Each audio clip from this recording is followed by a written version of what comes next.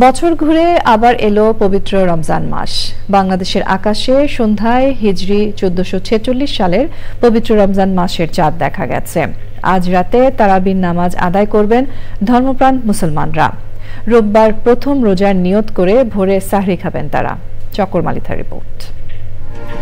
আরবি হিজরি সনের নবম মাস রমজান। এই মাস জুড়ে রোজা পালন করা মুসলমানদের জন্য ফরজ। মহান আল্লাহ পাক এই মাসের প্রতিটি দিবস রজনীতে দান করেন মুষলধারায় বৃষ্টির মতো অশেষ রহমত। এবছর আত্মশুদ্ধি, সংযম আর পুণ্য অর্জনের প্রথম রোজা রোববার। রমজান মাসে প্রতিটি ফরজ আমলের সওয়াব আল্লাহ পাক ৭০ গুণ বাড়িয়ে দেন। রমজানের প্রথম ১০ দিন রহমতের, মাঝের 10 দিন মাগফিরাতের আর শেষের 10 দিন নাজাতের।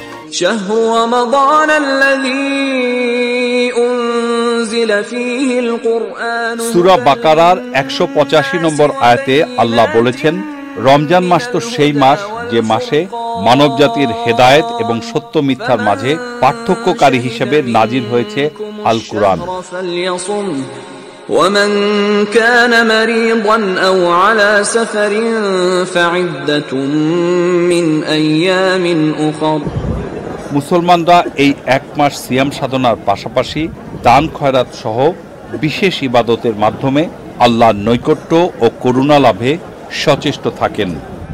ঢাকা ও আশেপাশের এলাকায় আজ সাহারির শেষ সময় ভোর রাত ৫টা ৪ মিনিট এবং প্রথম রোজায় ইফতার সন্ধ্যা ৬টা ২ মিনিটে।